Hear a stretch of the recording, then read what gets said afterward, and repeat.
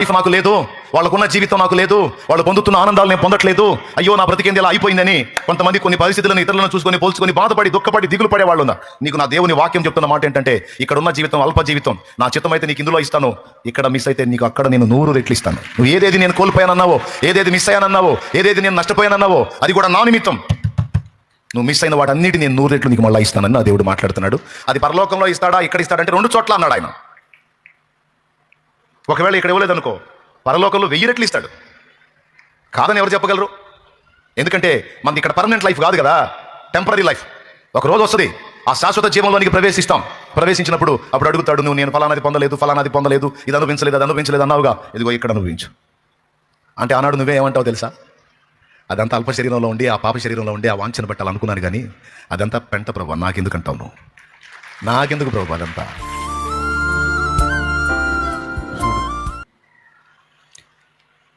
అత్యధిక మంది జనులు ఫాలో అవుతున్న పర్సన్ ఎవరంటే జీసస్ క్రైస్ట్ అని వచ్చింది. అదే సత్యదేవులు పెడుతున్నారా? ప్రపంచంలో అత్యధిక మంది ప్రజలు అనుసరిస్తున్న గ్రంథం ఏది అంటే బైబిల్ అని వచ్చేది. చూసుకో కావాలంటే ప్రపంచంలో అత్యధికంగా విస్తరించినటువంటి విశ్వాసం ఏదని మీరు కానీ చూడగలిగితే క్రిస్టియానిటీ, క్రైస్తవ్యం.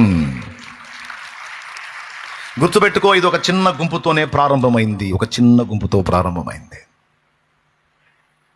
ఆ చిన్న గుంపు ఈరోజు ప్రపంచంలోనే పెద్ద గుంపుగా మారిపోయింది. ఇప్పుడు చెప్పండి, యేసయ్య వాక్యం నెరవేరిందా లేదా? చిన్నమందా భయపడుకుడి, మీకు రాజ్యం అనుగ్రహించుట తండ్రికి ఇష్టమాయను.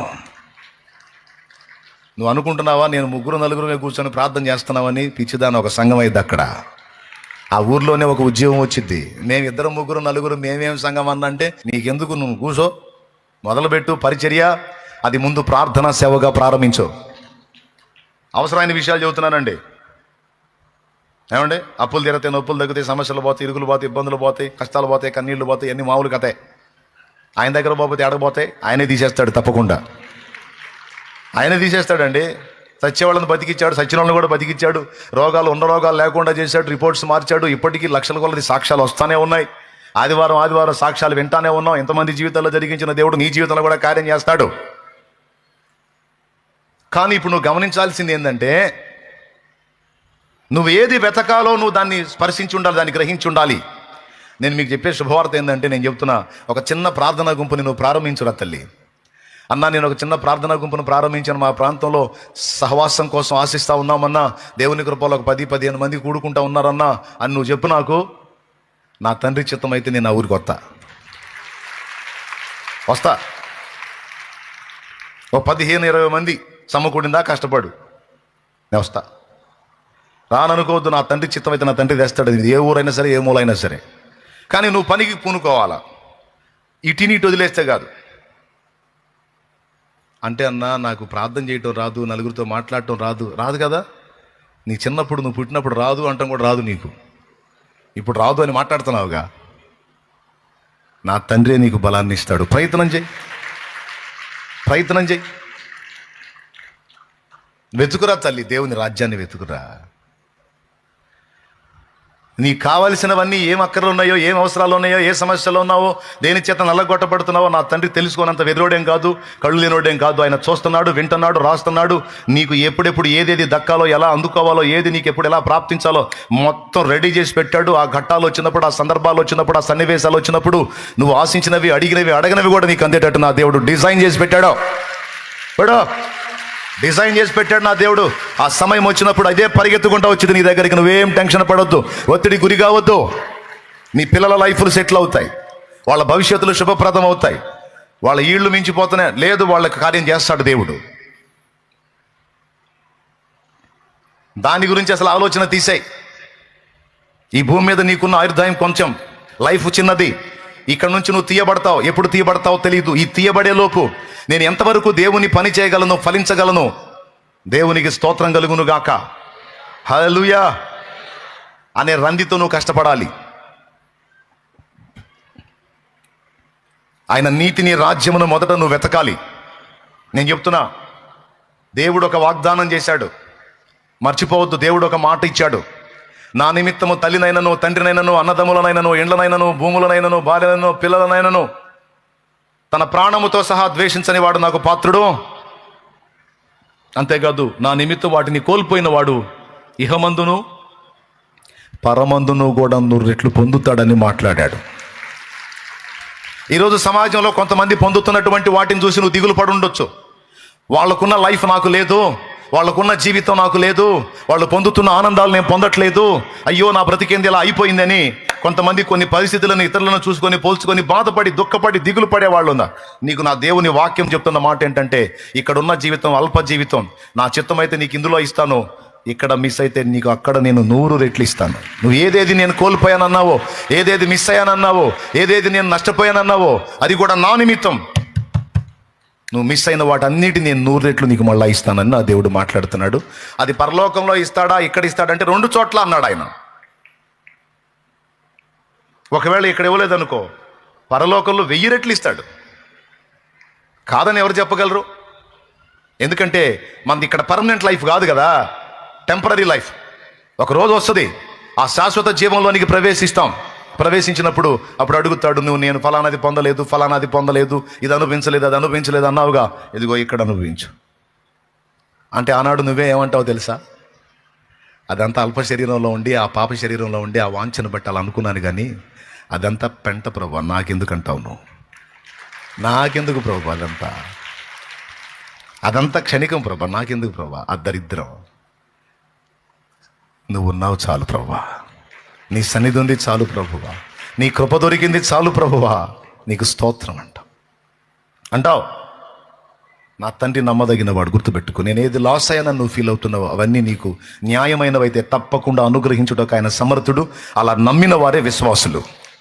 అలా నమ్మి నా దేవుని మనసారా స్తుతించిన వాళ్ళు, ప్రేమించిన వాళ్లే నిజ విశ్వాసులు. అంతరంగంలో భేదం పెట్టుకొని గొణిగి సన్నిగా ఏం ఒరిగింది, ఏం చేశాడు, ఏం జరిగింది, ఏంది నా బతుకు, చెత్త జరిగిదంతా, ఇదంతా చెత్త, కాలిపోయే చెత్త ఇది. నాకు ఏమి ఇచ్చినా ఇయ్యకపోయినా నా దేవునికే స్తోత్రం. నా దేవుడు తన చిత్తానికి అనుమతిగానే నన్ను ఇట్లా చేశాడు.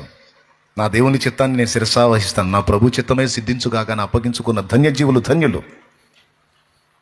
చెప్పండి, ఏం వెతకాలి? మొట్టమొదట మగ్దలియన మరియ వెతికింది యేసు ప్రభుని. ఏమండి, ఒక ఆడపిల్ల ఏదో దయ్యాల చేత పీడించబడింది, పాప క్షమాపణ పొందింది, కరుణించబడింది, స్వస్థత పొందింది. ఆమెలాగానే దయ్యాల నుంచి విడుదల పొందిన వాళ్ళు బోల్డ్ అంతమంది ఉన్నారు. మగ్దలియన మరియలాగా అందరి బుద్ధులు ఒకే రకంగా ఉండవు. చూడండి, అందరి బుద్ధులు ఒక రకంగా ఉండవు. కొంతమంది యూజ్ అండ్ త్రో వాడుకుంటారు, పక్కన పడేస్తారు. మళ్ళీ బాధ రాగానే యేసు ప్రభువా హల్లెలూయా అనుకుంటూ వస్తారు. మళ్ళీ పని కాగానే, కార్యం జరగగానే మళ్ళీ కంటికి కనపడరు. ఆర్డినరీ భక్తులు, అవకాశవాదులు.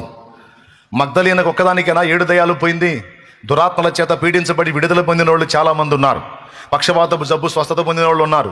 కుష్ఠరోగం జబ్బు స్వస్థత పొందిన వాళ్ళు ఉన్నారు. చచ్చి బతికిన వాళ్ళు ఉన్నారు లేరా? దురాత్మల చేత పీడించబడ్డ వాళ్ళలో చాలామంది విడుదల పొందారు. కానీ మీరు గమనించండి, బైబిల్లో పరిశీలించండి, మగ్దలియన మరియ హృదయంలో ప్రభు పట్ల ఉన్న ప్రేమ మిగిలిన వాళ్ళలో కనపడదు. నాకు అదొక ఆశ్చర్యకరమైన విషయం. ఎంత పిచ్చి అయిపోయిందంటే యేసయ్య అంటే, ఏదో జబ్బుతో ఉన్నావు, స్వస్థత పొందావు, ఏదో మమ అనుకోవాలా, స్తోత్రం ప్రభా అనుకోవాలా, బాయ్ బాయ్ చెప్పాలా, జంప్ అవ్వాలా, లోకాన్ని అనుభవించాలా. అది అసలు పద్ధతి, తెలివైన వాళ్ళ పద్ధతి అది. కానీ ఎంత పిచ్చిదైపోయిందంటే, స్వస్థత పొంది, ఆ దురాత్మల చేత విడుదల పొంది, పాపక్షమాపణ పొంది, రూపాంతరం చెంది ఎంత పిచ్చిదైపోయిందంటే, యేసు ప్రభు లేకపోతే నాకు ఈ లైఫే వద్దు, నాకు యేసు ప్రభు చాలు, నాకు యేసు కావాలి. యేసు ప్రభు ప్రకటించినంత వరకు ఆయన వెంటబడి తిరిగింది, ఆయన కోసం పరితపించింది. సిలువలో ఆయనను ప్రాణం తీసినప్పుడు, ఆయన సిలువలో ప్రాణం పెట్టినప్పుడు ఆయన కోసం కాచుకుంది. ఆయన సమాధి చేసినప్పుడు ఆ సన్నివేశంలో ఉంది. తర్వాత విశ్రాంతి దినం మౌనంగా ఉండి, ప్రశాంతంగా ఉండి, ఆదివారం చాలా చీకటి ఉండగానే వెళ్ళిపోయింది సమాధి దగ్గరికి. ఎంత ప్రేమ యేసయ్య అంటే, యేసయ్య లేకపోతే క్షణం ఉండలేదు. యేసు ప్రభుని వెతుకుటలో శ్రద్ధ కలిగిన స్త్రీ మగ్దలియన మరియ వెళ్తే సమాధిలో ఆయన లేడు, ఆయన లేచున్నాడు. వచ్చి వెతుకుతుంది, నా ప్రభు శరీరం లేదేంటి, ఆయన సజీవుడిగా ఉన్నప్పుడు నానా నేరాలు మోపి నా ప్రభు ప్రాణం తీశారు. ఆయన తృప్తి కలగలేదా? ఆయన శరీరాన్ని కూడా తీసుకెళ్లారు. నాకు యేసు శరీరం కావాలి, నాకు యేసు కావాలి అని వెతుకుతుంది. ఆమె హృదయంలో ఉన్న తీవ్రత ఎంత బలీయమైందంటే ఆమె ఆసక్తి దెబ్బకి యేసయ్య ప్రత్యక్షం కాక తప్పలా. ఆమె పట్టుదల, ఆమె ఆసక్తి, ఆ దీనురాలు ఆడపిల్ల గుండెల్లో ఉన్న ఆర్ద్రత, ఆతృత, ప్రభు కొరకైనటువంటి తపన, ఆ తపన ఎంత పనిచేసిందంటే యేసు ప్రభుని ఆకర్షించింది. ఆమె దెబ్బకు హాజరైపోయాడు ఆయన. వెతుకుతా ఉంటే, అమ్మా ఎందుకు ఏడ్చుచున్నావు అన్నాడు. ఎందుకు ఏడుస్తున్నావు? జనాల ఏడుపులు రకరకాలుగా ఉంటాయి, రకరకాల కారణాలను బట్టి ఉంటాయి. ఒక్కొక్కరు ఒక్కొక్క కారణాన్ని బట్టి ఏడుస్తారు. మొత్తానికి జనాలు ఏడుస్తూనే ఉంటారు, ఒక్కొక్కళ్ళు ఒక్కొక్క కారణాన్ని బట్టి. కొంతమందికి అప్పులు ఎక్కువ ఏడుస్తుంటారు, ఈ దరిద్ర అప్పులు ఎప్పుడు పోతాయో అని. కొంతమంది రోగాన్ని బట్టి ఏడుస్తారు, కొంతమంది విడాకులైనందుకు ఏడుస్తారు, కొంతమంది విడాకులు ఇంకా రాలేదని ఏడుస్తారు. ఏమండి, కొంతమంది అప్పిచ్చిన వాళ్ళు ఎగ్గొట్టారని ఏడుస్తారు, కొంతమంది పక్కన వాళ్ళు పచ్చగా ఉంటే ఏడుస్తుంటారు, కొంతమంది తమ శరీర బలహీనతను బట్టి ఏడుస్తూ ఉంటారు. ఇట్లా మనుషుల ఏడుపులు రకరకాలు. ఈమె ఏడుపు ఎందుకు? ఈమె ఏడుపు ఎవరి కోసం? యేసయ్య ప్రశ్న, అమ్మా ఎందుకు ఏడుస్తున్నావు? అప్పుడు ఆమె ఆన్సర్ చేసింది, నా ప్రభు కోసం ఏడుస్తున్నాను, నా ప్రభు కోసం ఏడుస్తున్నానయ్యా. ఎవరిని వెతుకుతున్నావు? నా ప్రభువుని వెతుకుతున్నాను. లోకంలో ఉండు మరి దేనికోసమో నేను ఏడవట్లా, ఏది లేదో అని నేను ఏడవట్లా, ఏది నాకు దక్కలేదో అని నేను ఏడవట్లా, ఏదో నేను పొందలేదని నేను ఏడవట్లా, ఎవరో నాకు కాకుండా పోయారని నేను ఏడవట్లా, మనుషుల కోసం నేను ఏడవట్లా, భోగాల కోసం నేను ఏడవట్లా, సుఖాల కోసం నేను ఏడవట్లా, ఆస్తుల కోసం, అంతస్తుల కోసం నేను ఏడవట్లా, పదవీ కాంక్ష కోసం నేను ఏడవట్లా, మనుషుల డాబు దర్పాల కోసం, గుర్తింపుల కోసం, సౌందర్య విలాసాల కోసం నేను ఏడవట్లా.